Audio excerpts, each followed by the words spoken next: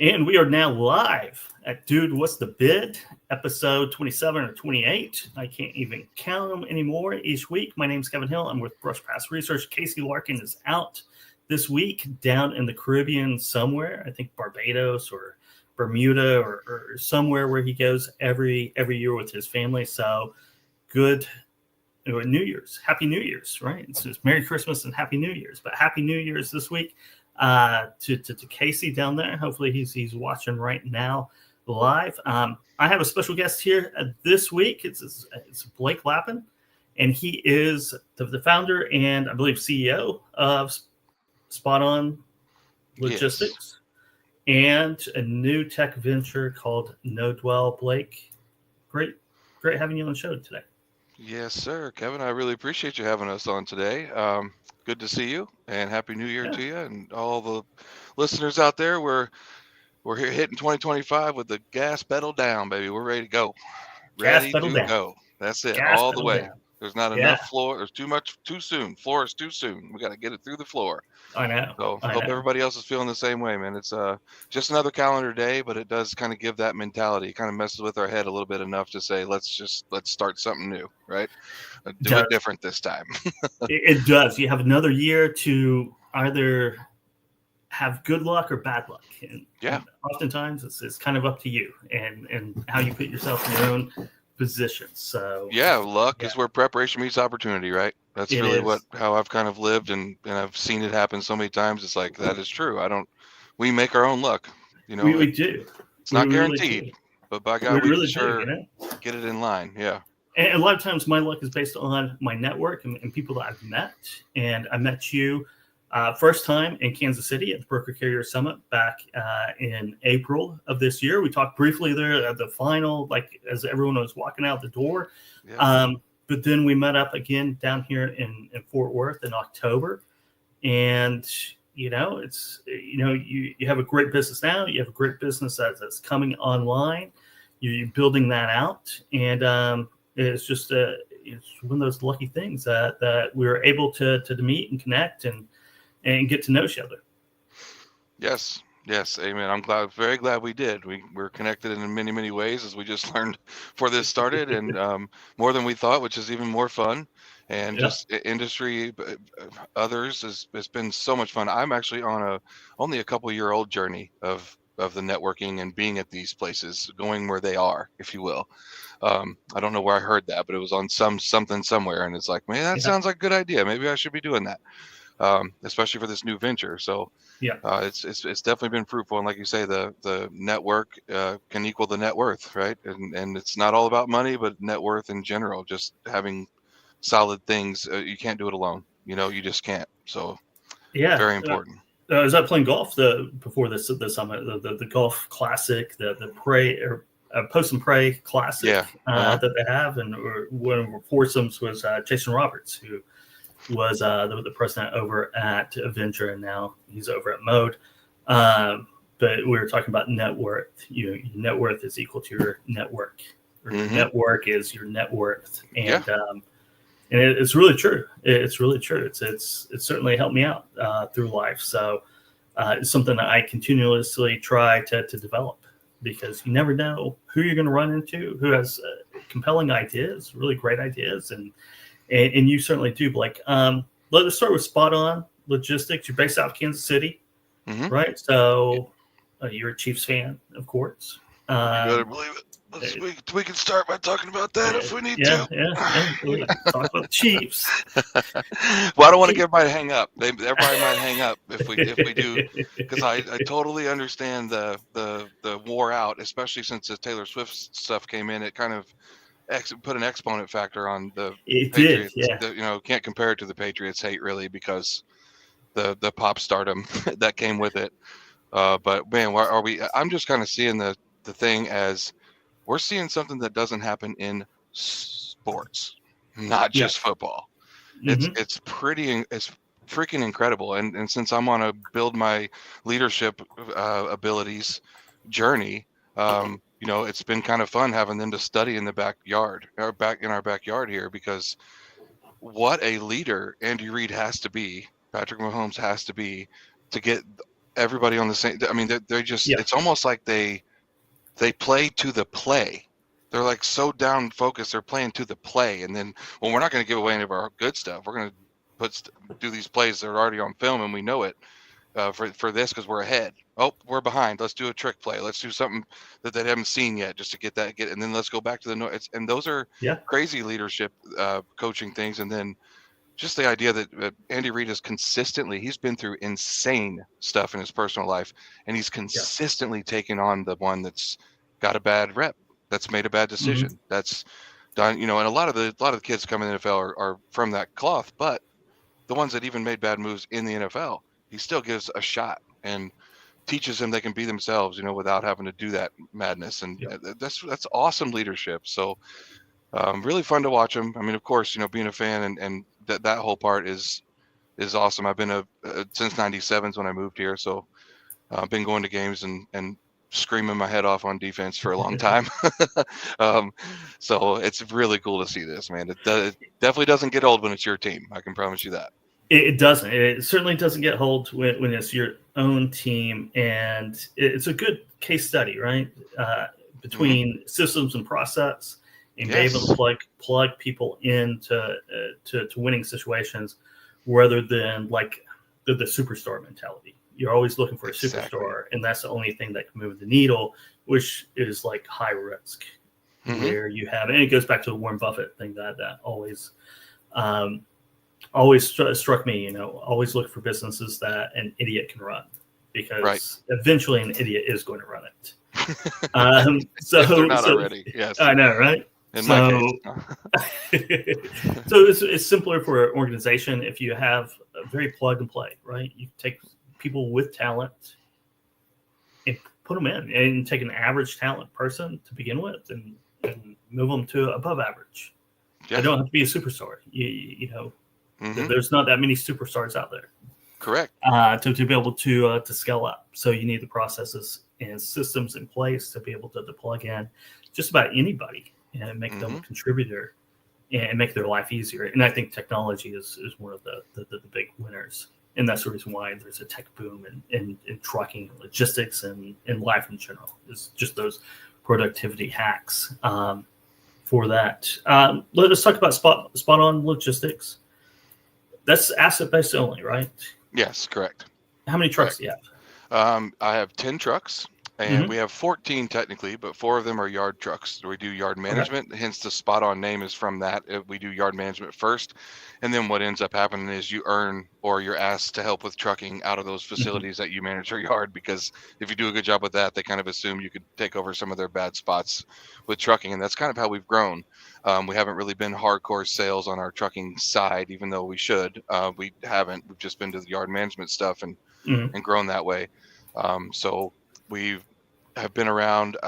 It was another entity from 2011 to 2018, and then 17, and I went bankrupt in 2017. I went from in like 2013 to 17, about 3.5 years. It was 0 to about 4 million in revenue, and then about 20 trucks, and saw the writing on the wall kind of when the market dipped in 16, 17-ish time frame, 15, late 15, and so I closed it on purpose, but I had a bunch of leases, so I had to file bankruptcy. So that was a really tough time, obviously.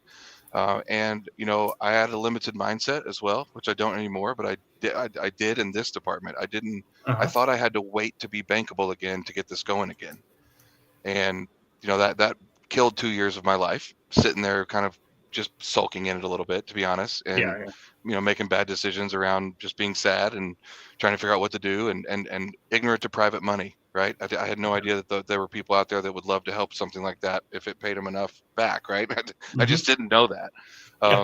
So I waited to be bankable, basically. And we got there. And now we've, in the last year and a half, 2 years, we've 2.5x, from our little guy 4 trucks to this 14. And now we're looking to continue the growth on the trucking end. Now we're focusing on short haul. So we're very, very nichey, not a nationwide outfit yet, but we're trying to do hub and spoke style in each market, doing the short haul freight that a lot of the OTR carriers don't want to do. It's a lot of work. And so they pass on it quite a bit, and drivers definitely don't like it, especially if they're OTR drivers. So we get the drivers that want to be home, and then we try to do a short run out and a short run back and get them home each night. And that has been really fruitful. That actually got us through this recession because we're 50+% spot market freight. And so that got us through this recession because the short haul obviously pays more per mile. So if we could get one decent run and one brokered run a day, we still were able to do through the recession somewhere between 1050 and 1250 a truck a day. And that got us through it. It did not make us any money, but it got us through it. So that's been a blessing is trying to build that culture around short haul and getting guys and gals home, but didn't realize it would help us in this mess a lot. So we didn't have the same problem I had in 16, right? Yeah, I guess that's one of the biggest lessons learned. Through 2015 and 2016 is the mindset, right? Mm-hmm. Change your mindset, flexibility. Yes. Build the foundation different. Build the foundation. Right? No lease trucks. Flexible. Yeah.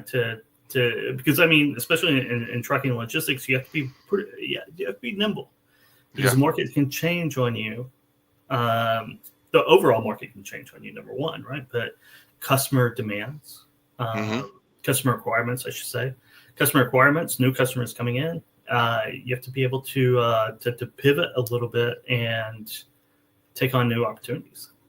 Yeah.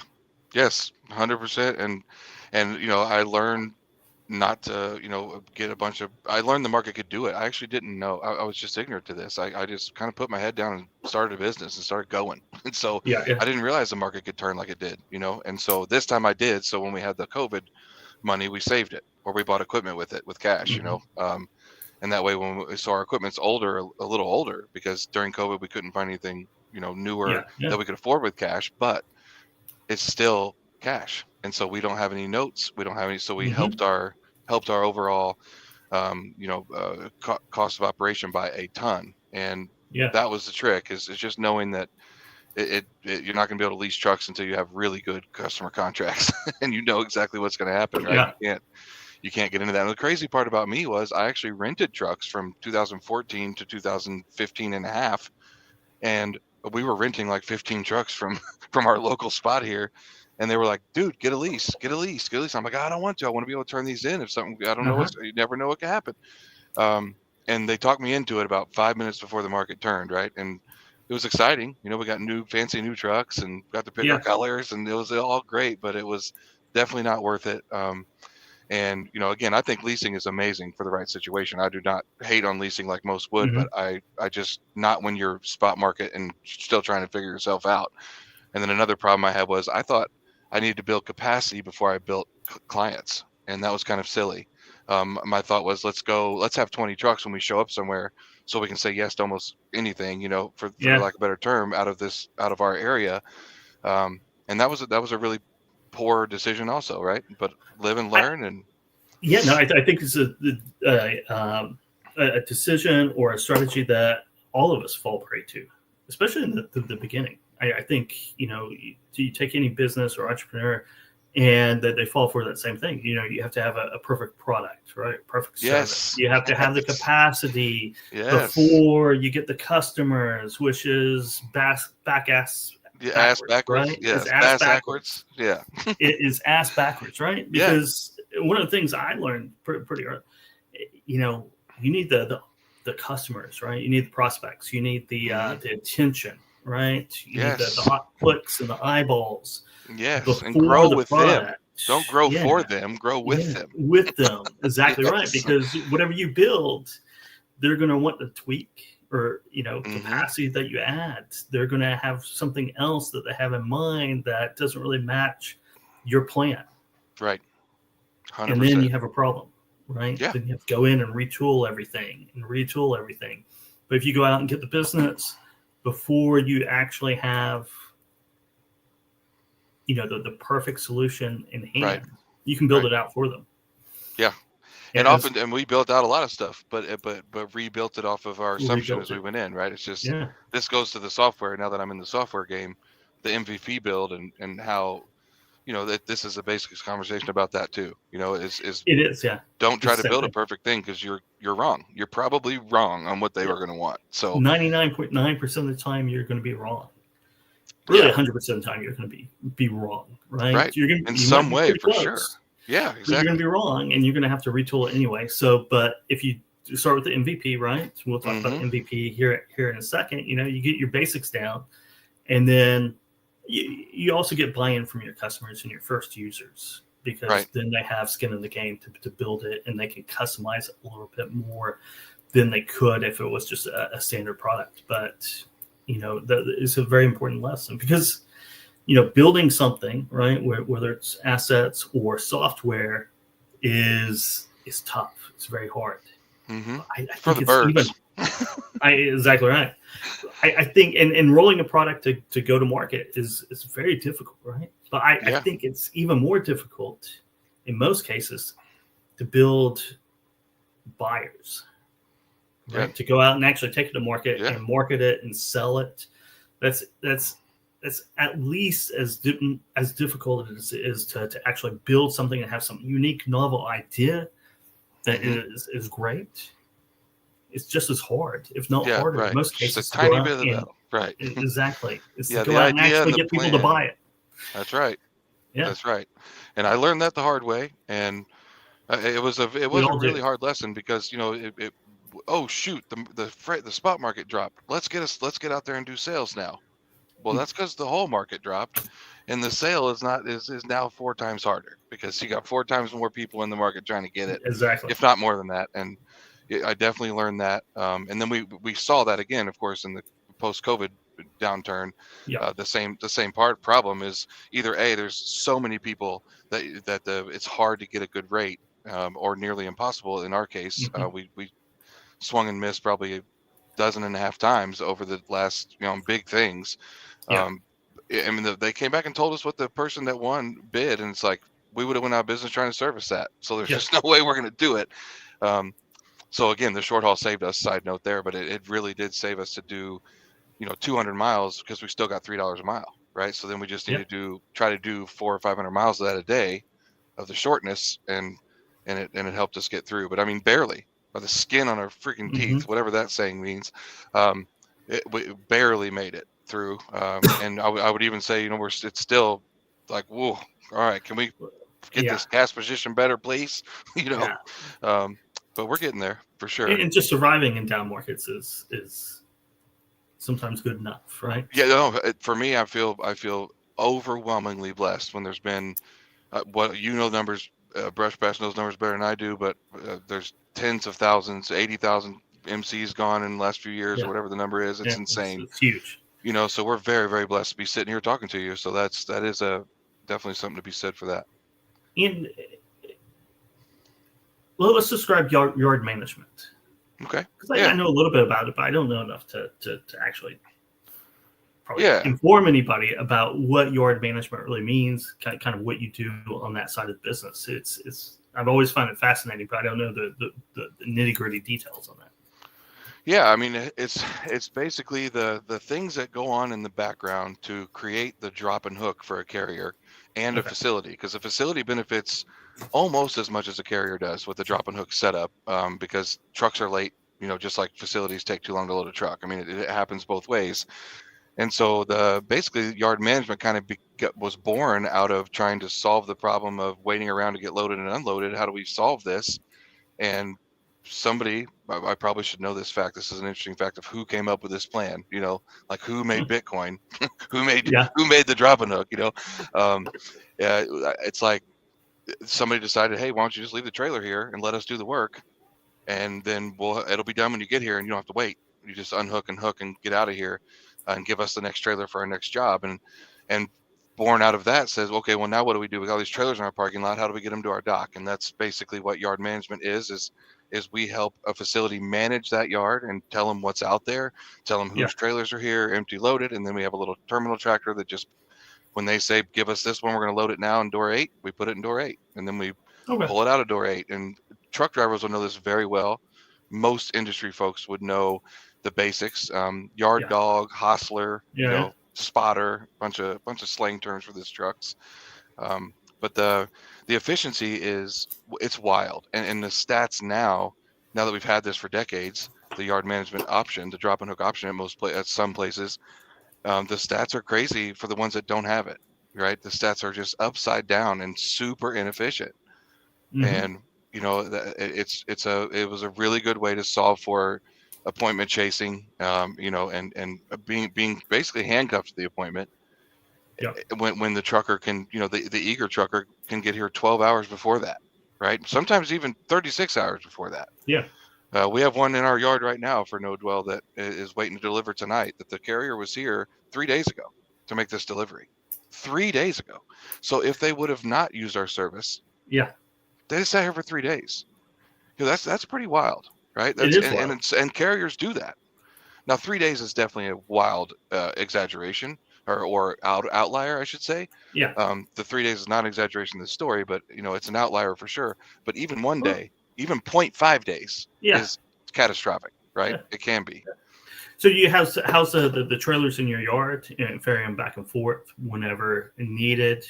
Because I think I don't know if you have this stat. If you don't, that's okay. Because I don't know if anyone has this stat. But how many really pick up and drop off or consignee locations have the real estate or the space to house trailers?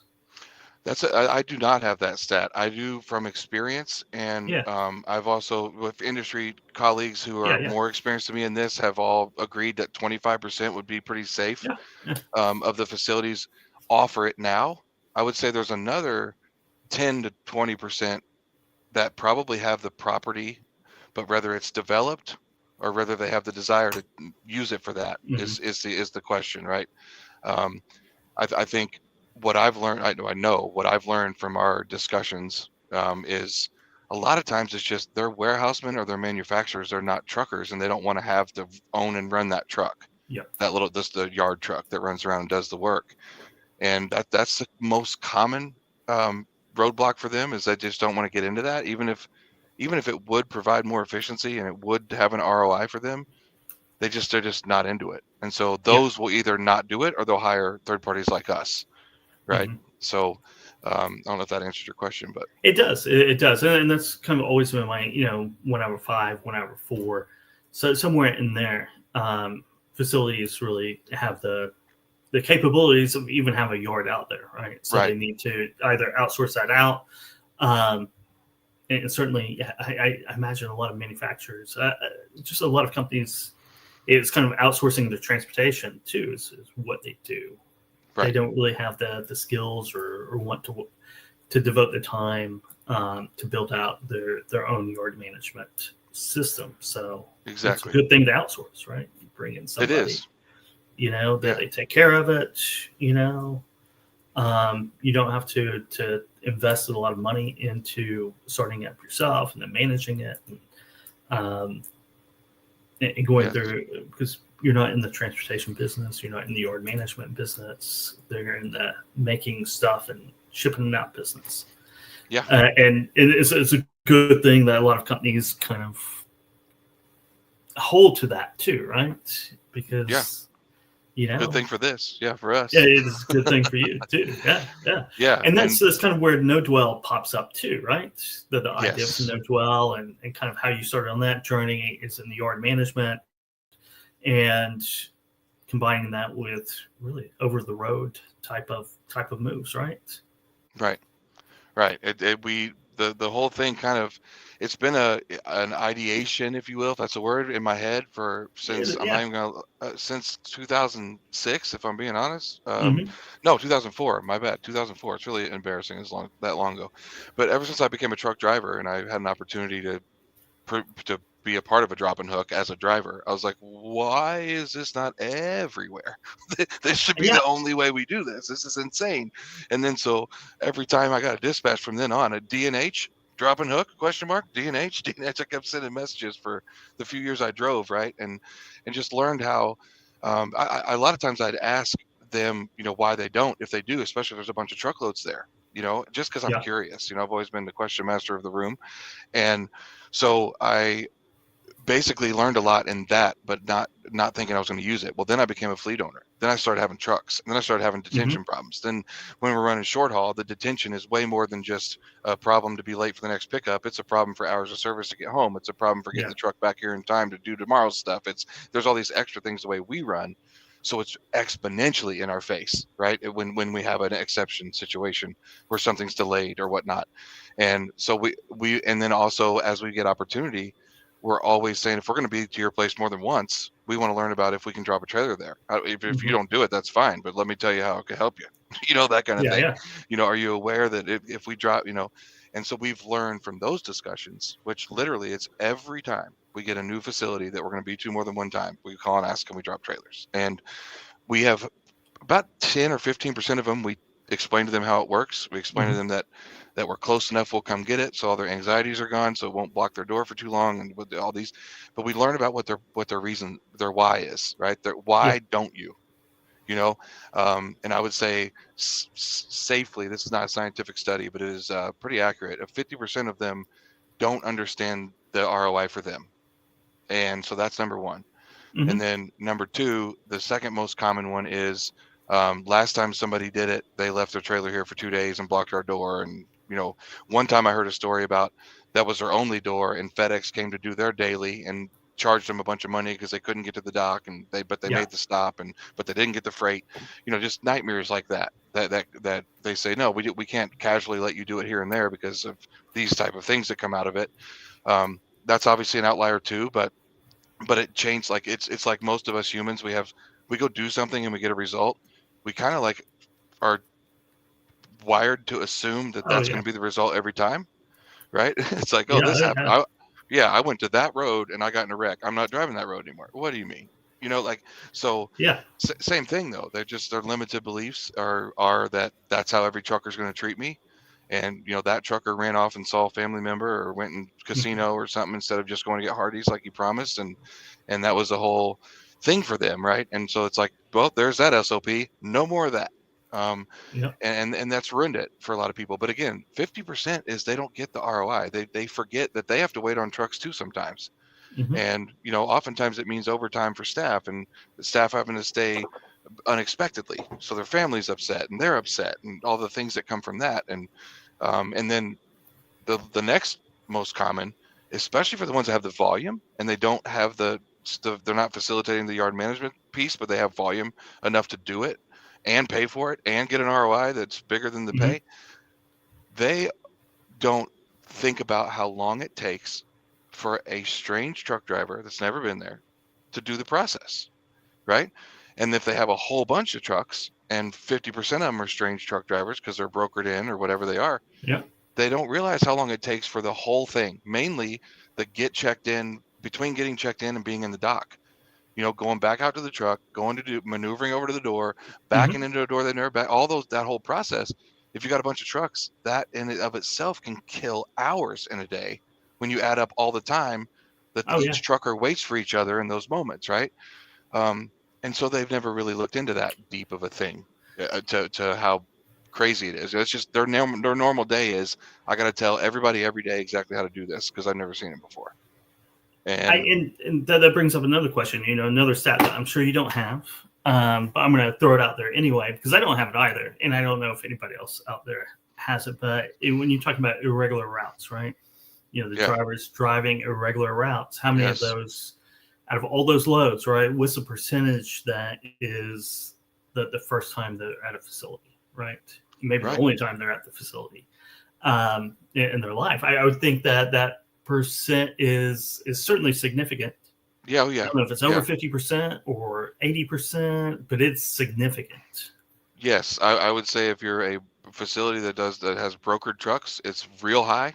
And if you're a facility that has major carriers, it's real high because their turnover is so high. So it's very, very likely. There's a ton of niche, 90% of us are small carriers. So a ton of that 90% probably has a real good thing where they know all the drivers' names and know all about mom and them.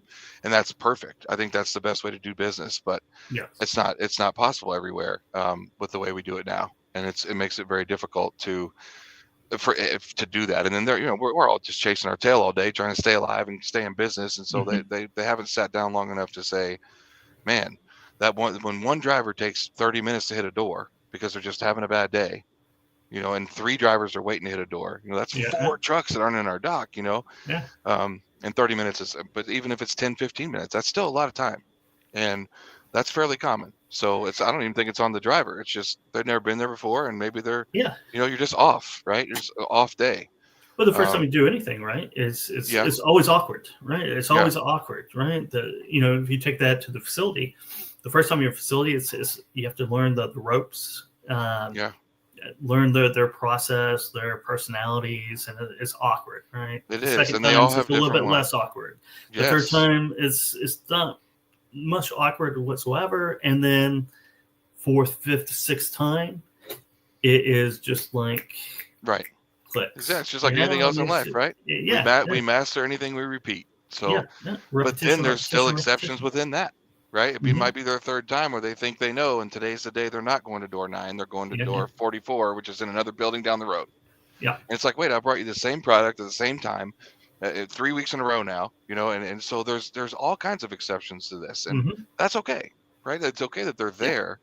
It's just we need to make sure that folks are educated on, what we can do to change what that's causes in a lot of ways. Yeah, and I think, and we've talked about this a few times, is that the time and the expense of this awkwardness, right? This one and done type of delivery is, we talk about detention, right? We're talking about another part of it, just now, right? That awkwardness or that time it takes to figure it all out.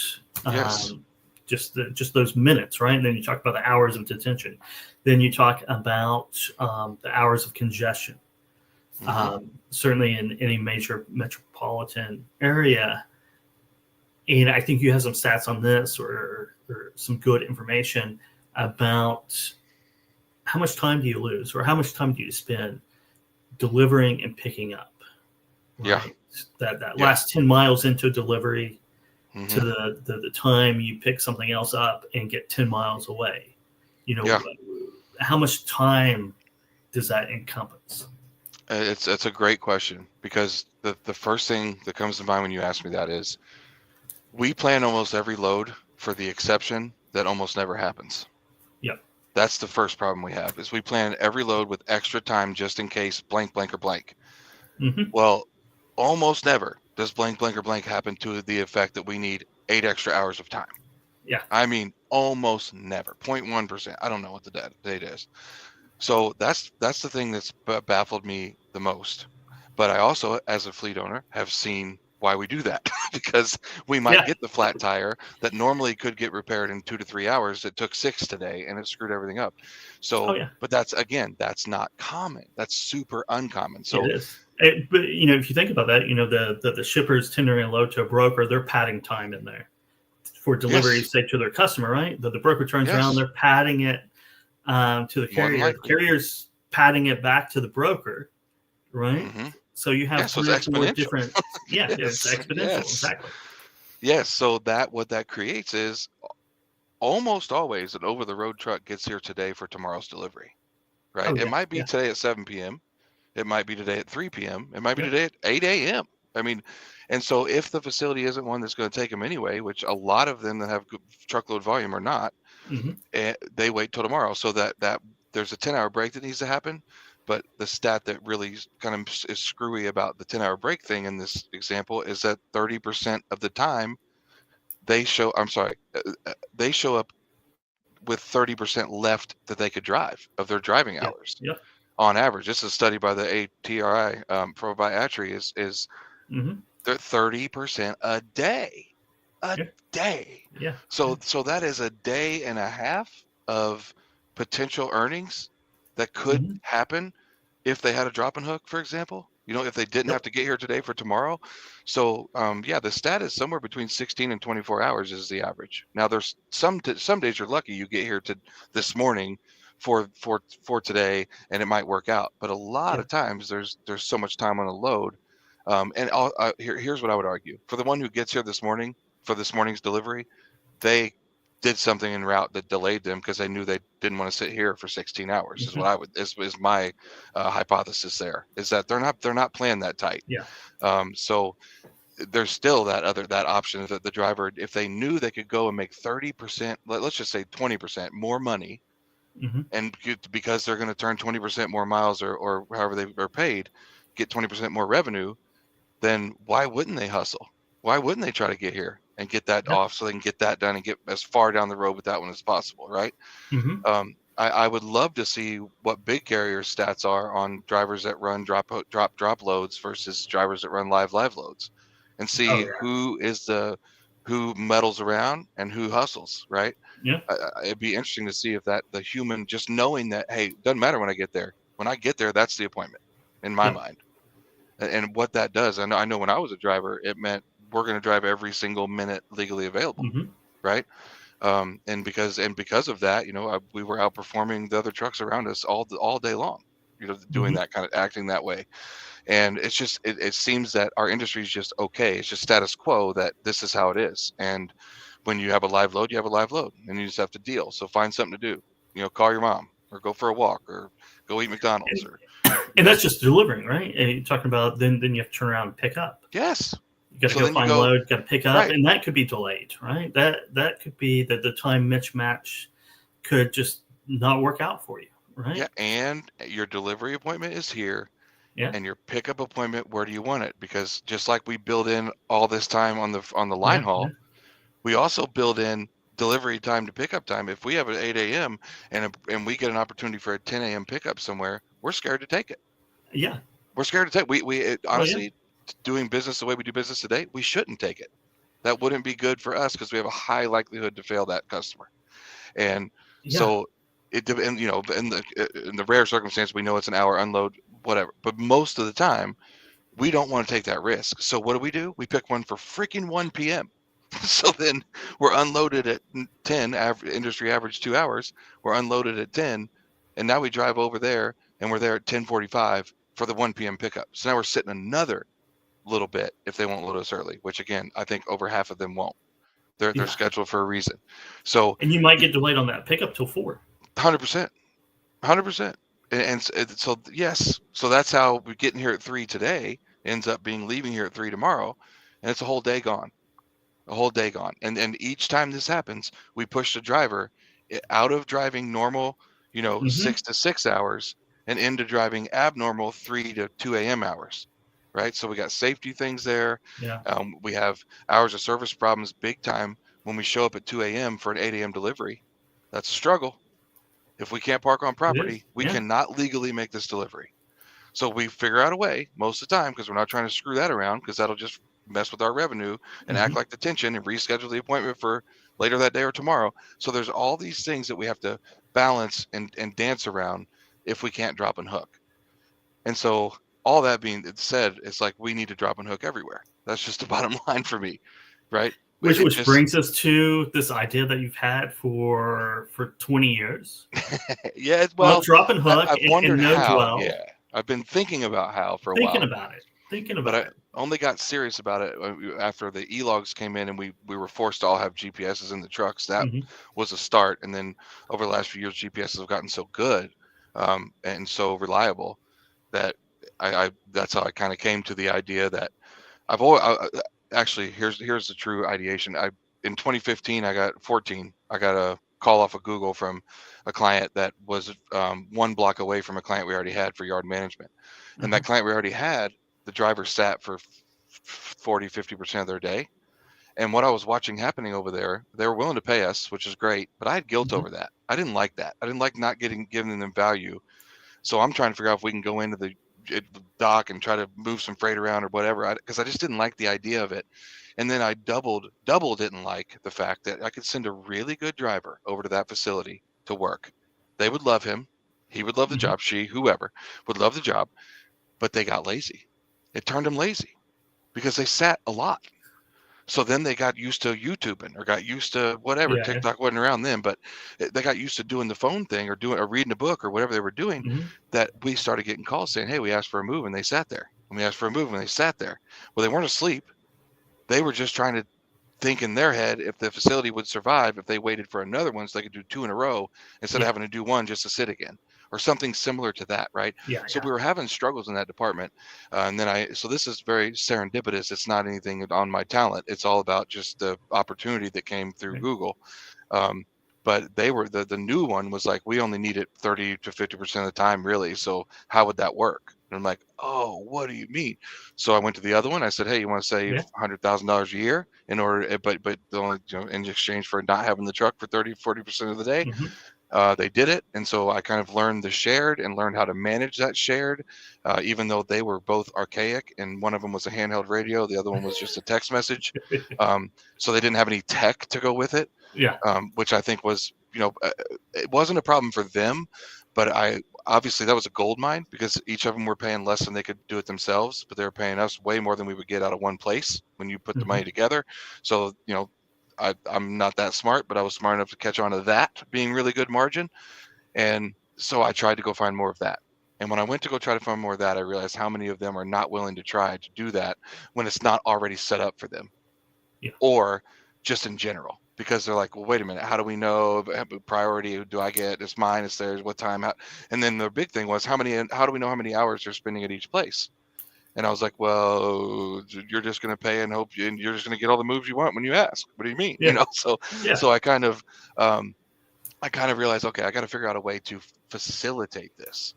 We need to have a shared system because it does work and it works well. But how do we show up with a way to facilitate it that brings confidence and makes people understand that it's fully transparent and lets them know everything they need to know, including what that truck's got to do at the other places to know how long it's going to be till they get to their place.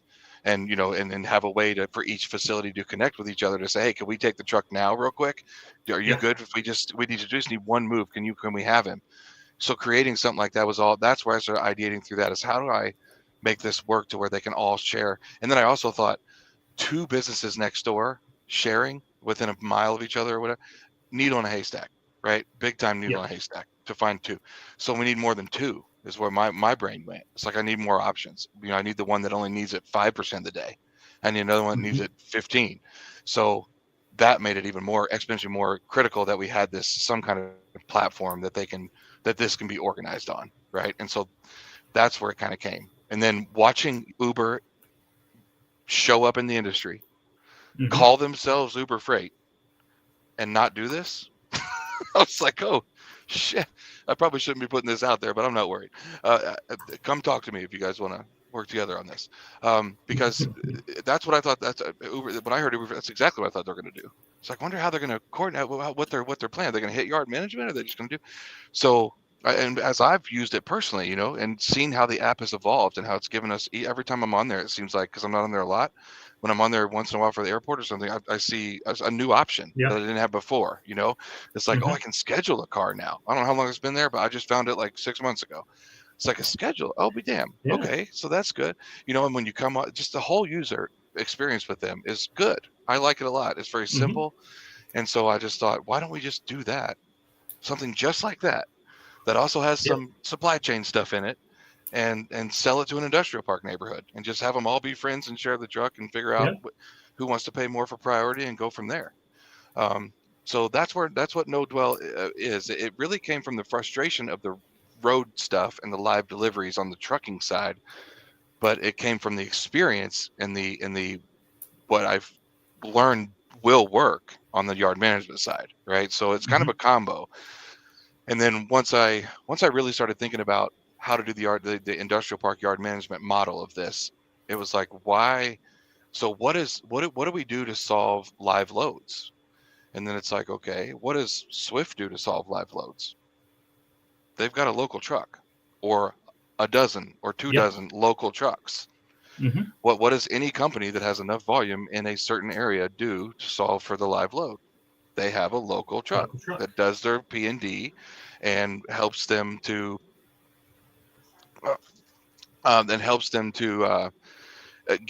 allow for that drop and hook at their terminal for their for the road guys. So it's like, okay.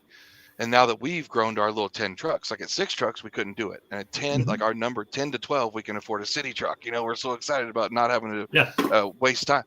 And so it's like, wait a minute, why don't we do the same thing with a city truck? Why wouldn't we just offer a truck and a driver power only? This is not new. None of this is new. It's just new how it's organized and new how we're targeting. We're turning from competition to assistance, to support to other carriers. And that's all I want to do. I don't want to haul freight at all. I want to haul their freight to their docks. That's all I want to do eventually. And that way they can know that when you come to the markets where NoDwell exists, you have a city truck if you want it. And so there's the use it ahead of time to create the drop and hook, which is amazing. Or there's the don't pay up front, only pay when you have an oh shoot moment, right? When you have that detention, or when you have that time where there's an extra day, or when you have that time. So the detention stuff, it's like, I've thought a bunch of times, I wish there was somebody that would come sit there for us so we can get our truck out of there, right? Exactly. So, I mean, if you're looking at it, and back to the previous example, right? If you have a 10 a.m. appointment time, right, or 8 a.m. appointment time and a 10 a.m. pickup, right? Right. Just a very simple example, right? And you don't think you can hit it, but you got to make that 10 a.m., right? Maybe that's the reason why you even came to let's just say Kansas City, pick up this for your customer at 10 a.m. Right. And you got this load you can drop off at 8 a.m. Right. That's one of those moments where it's just like, okay, well, I'll just come in, drop that 8 a.m. load and just go pick up the 10 a.m. and get out. Right. I mean, exactly. And that saves you a day. It literally saves you a day. Literally. It saves you a day. It saves you 30% that day, and it gets you 30% further down the road for the next day. Yeah. Right. So I mean, if you're doing long haul OTR deliveries, right, or trucking, you want to stay out of Dallas. You want to stay out of Atlanta. You want to stay out of LA, right? You want to stay out of any city making those pickups and deliveries, right? Because that's when the wheels aren't turning. That's when the inefficiencies just rear their ugly heads, right? Yes. I mean, you want to be on the highway. You want to be on the highway with the wheels turning. Yeah. That's the key to it, right? Yeah. And that's why the big carriers that have enough volume in an area have these city trucks, because they're going to take on that expense, and that expense is not cheap. It's I don't know, 25, 2,000 maybe for Schneider to 4,000 for us. A week of expenses that are wrapped up in that. But if it means we can keep our promise to our driver, they're going to make it home in their driving hours, right? So because they don't have to wait, or B, be able to have that exception management where we have the way we've done it is we just staff our office with CDL holders so they can run out and go grab and help us not fail, right? But that is insanity, because then the office stuff doesn't get done, right? Then we're all here till 8 o'clock trying to catch up, and that's not fair. You know what I mean?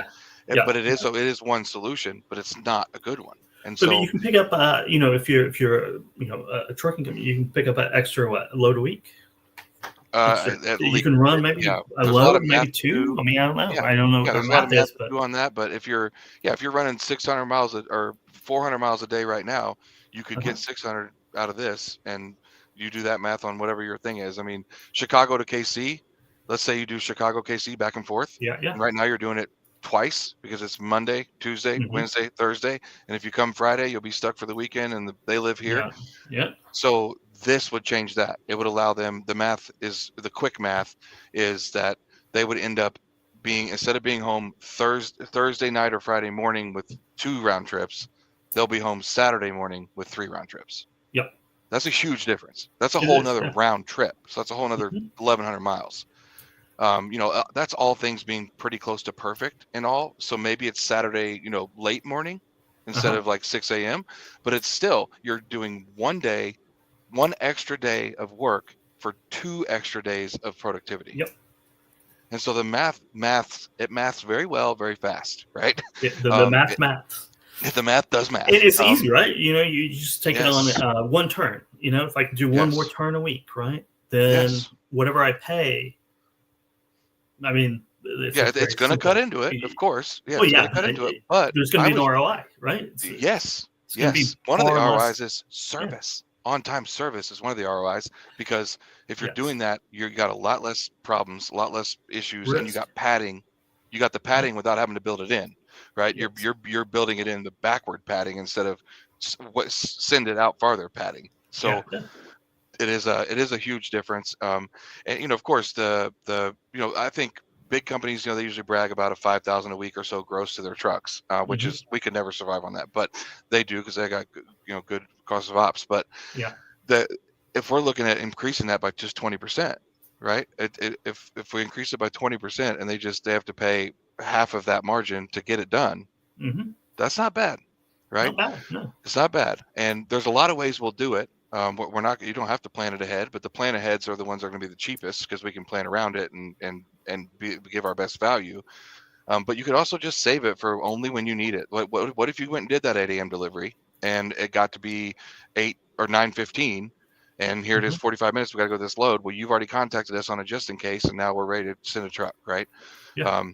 The key is obviously having extra trailers. A lot of people ask about the extra trailers, and that's the roadmap says we will be a trailer rental company as part of our suite of services, within 2 years or so. But I don't even really want to do that, to be honest. The carrier, if somebody comes to me and says, "Hey, little carrier Blake, spot on, we can do a drop and hook here. We're going to need 3 drop trailers." I'm gonna go get them. If I know I can drop, I'm gonna go get the asset, right? So if you don't have an asset today, it's gonna be a struggle for you to use our service, right?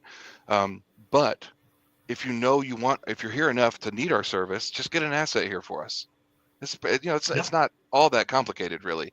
But on the off chance it becomes or feels complicated, or they don't want to do that because it's the first few times they've used us, repower is one of my favorite ideas that I've learned about. And those folks over there, very, very good humans too, which is all really fun. So they would be a really good solution, right? Just Airbnb trailers and trying to get them a market here. They're not here yet in any kind of big fashion, but by the time we get bigger, they should be bigger, and that would be an awesome option to just kind of pass them over and say, I'm sure there's one we can find in a pool around here, right? Yeah. And we've thought about using our relationship with trailer rental companies because we rent a lot of trailers ourselves and lease their trailers and stuff. So, and just going and grabbing them one, right? Just and rent it and have them pay us. There's right now, if you're coming to Kansas City and you got a problem, call us and we'll solve it. We don't care what it takes. We'll figure it out because we're trying to learn how to do this the best way. And we'll take really good care of it. But I think in the long run, it just needs to be, hey, carrier, if you're here enough to consider us, then let's put an asset here. That what that eliminates really is that one-off, one truck guy who's here and in detention. We're not going to be able to help him unless he's willing to rent a trailer to get it done. So that one's kind of tough on that front. But there's enough volume coming in and out of these markets that we can help a ton of places. Other than that, one, if we have to. We do not want to leave them out, however. So again, having the repower option, having renting one of the trailers we already have, is also a possibility. Although we're drop and hook obsessed, so we have very few trailers at our yard and unused. They're all at customers and in pools that are required to be a certain amount. But again, as this goes on and we make the relationships, we're going to bend over however we can. We always have, to provide the best service. And again, we're here to say, look, we don't want your freight. We don't want it. We want to help you be better at your freight and help you not fail on your freight over something out of your control in a market that you're 1,000 miles away from. Yeah, you're never going to have control over it. Right, 100%. And it's going to be the same problems that you don't have control over because you just don't have control over it. Yeah, and just like Uber Freight didn't do this, the feds don't regulate the warehouse. And I don't think they're going to. No. There's some talk. There is some talk here right now, but I've heard a lot of hot air about this before. And how are they possibly going to do that? It'd be significant overreach to say what I think they should say, which is after 2 hours, it's $250 an hour, and you're going to pay them before they leave. They're not taking your freight anywhere, or they're not going to give you your freight until you pay them, and that's not going to work though, right? So we have to have another solution. At least that's not going to work until like AI can do it for us with a bunch of robots. So we have a few years here. We got to figure it out, right? Yeah, exactly. So yeah. What's on the roadmap for NoDwell? Where are you at now? Where do you see yourself in a couple of years? Oh my gosh! Plan of action. Yeah, man, I love it. This is a fun conversation because awareness is going to be our biggest struggle. Is like, this is something, because it's not anything new. It's not like we don't have to explain the service. We just have to explain that we're doing it, and that's how we're offering our trucks for that only. The roadmap right now, we are in the middle of developing the MVP and getting it out. We do have clients for this via Spot On right now, and we're doing some pretty significant ARR, in my opinion, for being the fact that we just put it out there not very many months ago. And so we do have proof of concept. The industry proves the concept. The drop and hook works. The way that the other carriers do it with city trucks works. The way that the facilities that do drop and hook works. So thank God we don't have to prove that, right? We just have to get it to where the carriers can stomach the fee out of their margin, and then understand their ROI might be 2 days away. But it's going to be there, because 2 days away would be very, very different. It'd probably have half the revenue to the truck if they didn't do this. So teaching that, right? But the roadmap says MVP should be done. Timelines in technology and software development are tough because of just all the obstacles that come up. But I would say 3 months from now or so, maybe 4 months. But again, we don't need the software to facilitate this. We just need it to be automated. We need the software to make it automated and make it super transparent for everyone how we plan to do it. So we can do all this stuff now in Kansas City. We can do yard management anywhere within 300 miles of Kansas City, but the actual software play, we're probably looking at midsummer, early spring. I'm kind of hoping for BCS, little indie BCS drop, right? Speaking of BCS, what an amazing movement that is. And so it'd be really cool to drop this thing there and kind of make a public display of it. And so that's the goal. I was shooting for Manifest, but Manifest is way too soon, considering how long it's taken me, if I'm just being straight up honest, to get with the developers and get all the things that they need. It's my very first time in the software game. So, and you have a day job. I got one company that thankfully almost runs itself, and then this new one is a whole nother without even worrying about the MVP, just getting it going.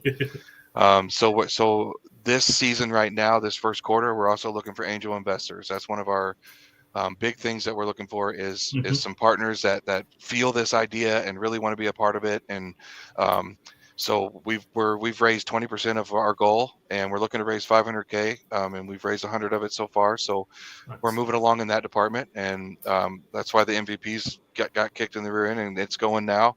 So that's what we're looking to do, and that's new to me too. Again, I'm a meet me where I'm at kind of guy, and that whole process is very new to me, and what people are looking for when they go to invest, because I've never been somebody with a bunch of extra money to even play that game, which is it's kind of my why, as I would love to become an angel investor. It'd be really fun to make dreams come true like that. But we're looking for partners like that, just to talk to them, tell them what we got, show them what we got, let them know the numbers. We got a lot of data, a lot of documents we can share to kind of show how it will work. And for the non-industry person, it's overwhelming, but for the industry angel, that's really what we'd like to see is ones that get it on this ground floor. Later on, they won't need to get it necessarily because we'll prove it. But right now we're just looking to make those relationships there. So those are the two Q1s, and then the sales side, we're hiring sales help to get boots on the ground to go out and talk about it to everybody, and kind of help educate them and get those conversations started to where when the MVP comes out, we got some players. We have 6 people now that are going to test it, and they're all pretty big companies, anywhere from 75 million a year to 4 billion a year. Nice. Well, actually, no, 150 billion, because one of the biggest private company in America is all about trying it too, because it will give them a discount. We're 24/7 with them right now, but they don't use us 24/7. So it's like, hey, if you guys want to play with this with us and help us figure it out, we can find ways to shoot off from you and get off your clock and get onto theirs. And so they're loving it. And then we had an opportunity with a big retailer that has all their retail stores have slowly been closing. The big giant JC, old JC, they have a distribution center here, and they were over the moon about the idea. But one of the concepts that we presented as a plan to save them money and almost pay for us was this fractionalized idea, right? But they had already signed a contract with one of the carriers that we were going to do that too, as part of it, as part of this money saving, and it was a 2.5 year left on the deal. So we have to wait till the next bid round to get them, but they're all but on board, right? Yeah. So the traction is real because again, we're not reinventing anything, only just fractionalizing it. That's Yep. it. And fractionalizing seems to be kind of a buzzword last decade or so, right? It has, yes. With the advent of digital video calls and stuff like that, it makes it Mm-hmm. really easy to have a fractional anything. And but this one, is going to require assets and a lot of boots on the ground, a lot of hard work. But those are our three Q1 goals. Mainly just get the MVP as close to built as possible, if not built, and get some boots on the ground for some local sales here in Kansas City, get the awareness out there like we're doing right here, and just make sure people know that when they come here, they have this option. And if they want to learn more about it, just call us and we'll chat. We love talking shop about it and just kind of seeing what their scenario is when they come to Kansas City and see if we can help. What we're willing to do is say, tell us what you do, where you go. We'll go talk to the people you go to. We'll see if they'll let us drop with it. We'll do all that work for people right now. I don't know if you know this story, but DoorDash, when it first started, those Mm-hmm. founders, no one knew this, but those founders also were the delivery guys. They were sitting there waiting for an order to come in, and when it did, they ran down the street to Hardee's and grabbed the burger and took it. And no one knows they did that. We're going to be just like that, right? We'll be just behind the scenes, making it look like it's been happening forever and Mm-hmm. and seamless, and then learn how to build it, with more people and all that good stuff to continue that tradition. So, and then the angel side. So those are the things for Q1. Then Q2 would just be more likely more of the same, and just continuing that journey on ideating through the MVP, letting our 6, hopefully by then 15 Mm-hmm. different people try it and learn what we need to do, and start talking to real whale investors, right? To say, here's where we're going, and I've already been doing that. I've been talking to a lot of the VCs in our space, and getting to know them. So when I get to a place where they want to jump in, or at the dollar value or whatnot that they're ready to come in, they at least know about us. So that's been really fun actually for me because it's new and it's exciting to meet these folks and understand how the whole VC thing works and private equity works and how they think. Yeah. But I would say Q2 is probably going to be a lot more of the same. But again, building clientele, and actually, by Q2, I expect we have at least 20 to 30 regular clients doing this, by the Mm-hmm. end of Q2, even if there's no software, right? Even if it's just we do it old school email, phone. And then down the road, looking at things like trailer rentals, looking at things like creating our own little droptopia, so I want to call it, a little drop yard I like that. Droptopia. is where it's basically like a private truck stop. I will say this though, like things from scratch, or I'm almost over it. So when I think about this, it's either go purchase one of these, drop lot companies that are growing right now, go purchase them, or just go partner with them. If you're one of the Freight Ninja, or there's a bunch of that's the first one that comes to mind. I don't think they're in Kansas City, but a bunch of those guys that are out there, putting these things together, and they're doing a great job. And some of them have really big plans to make a swanky truck stop instead of a dirty truck stop, and all these neat with electronic, all that. So that aspect, the real estate aspect, and getting those things involved with us as a vertical integration or a long-term partnership it needs to happen, because we only have a yard so big here. We can't grow too much out of the one we're in.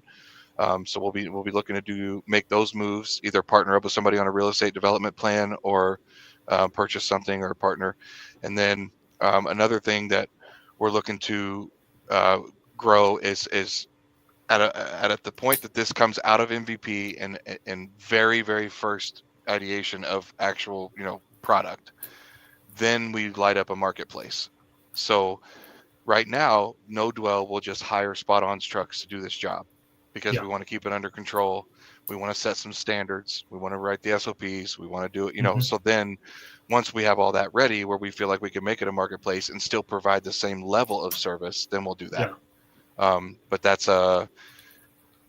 probably a Q1 26 maybe situation, is turning it to a marketplace, because I have a standards problem with that, right? I don't want to be a brokerage. I don't want to broker trucks to go do this and just anyone who's around, let's find them and go do this. I do understand that's going to be that will help a ton in having the capacity available to do it. And so I'm sure we'll lean into that some. But what I really want to do is give full-time jobs out of this, right? Give a trucker full-time job. You lease to us. You put our name on your door, and you do this so people know when they see your truck, you're out there freaking saving marriages, because people are no longer late to their events because of detention and all the BS, right? Yes. So that's the vision on that. But I think I feel like the investors are probably going to want to steer us into quit worrying about all that madness and just hire anyone and get the job done and make the money. But I want to find an investor that isn't all the way that way. You know what I mean? Yeah. Because I do feel we got an opportunity here to change that. Everybody, especially on the yard management part, everybody that comes here is new, or all the new people that come to you instead come to a lot down the street, and then one of our 4 spotters in the area come to, so you see the same 4 drivers all the time. It's no different than UPS, FedEx, or anybody else. They know you, they know your system, right? They know talk about repetition. That's a big service level type of caveat you get with. We completely master their in and out and change their entire game, and they probably can eliminate stress on half their freaking staff that deal with the trucks coming in and out, right? On the guard check, and everybody else can just know and make it very simple. In fact, they may not need guard check. If we do it down there and we do the same process they want and we present it to them in the way it would have been presented anyway, that's the plan, right? Is to grow that. So I hope we're already planted in 3 major industrial parks here as 3 different anchors that are paying us fractionally, that are saying come or go. And some of them are scheduled every day at 9 a.m. Some of them are saying we'll call you when we need you. And so we're growing that in this next quarter as well. That the sales on boots on the ground, they're going to help us grow in those neighborhoods and become more prevalent and get some more practice and stuff. So the big goal really is just finish this angel round so we can really put the gas down hard and not blindly, but just put it down to where we can actually get 3 or 4 people working on it instead of just one guy in the basement, kind of thing. So that's not what we don't have one guy in the basement. You know what I mean, though. We can get more support around the whole thing. So it's really exciting. We've been looking for holes. I would really appreciate people contacting me with like reasons why they don't think this would work. How do people reach out and contact you, get a hold of you, and learn more about NoDwell? Yeah, the best way would be LinkedIn. Blake Lappan, Lappan on LinkedIn, and then also my email is blake@getnodwell.com. blake@getnodwell.com. And just if you got any questions, concerns, thoughts, we've been trying to get holes poked in this, Kevin. We've been trying, and other than will they pay for it, which right? Other than what will they pay for it? Sorry, not will they, but what would they pay for it? Which is clearly not going to be answered until we start doing more of the live stuff. That part, to me, there's not a number that we couldn't survive on with volume that they wouldn't pay. I mean, a couple $200-300 to do a live pickup or live load with a little bit of an hourly surcharge after a couple hours like that. It should be pretty easy on them, based on what we know about trucking and our margins, but it's still something that's a question. But otherwise, if the carrier doesn't have a trailer, what do they do? And otherwise, I haven't heard anything that has me looking to evaluate. And so I really want to hear that. I'm actually dying to hear the one isn't in my brain, that's obsessed with it, and that might have something to say. So please feel free, if you don't even want me to respond to you, just send me a comment that says something along the lines of what you might be thinking on it. But of course, if you're doing business here, you need to reach out to us and see how we can help you as well.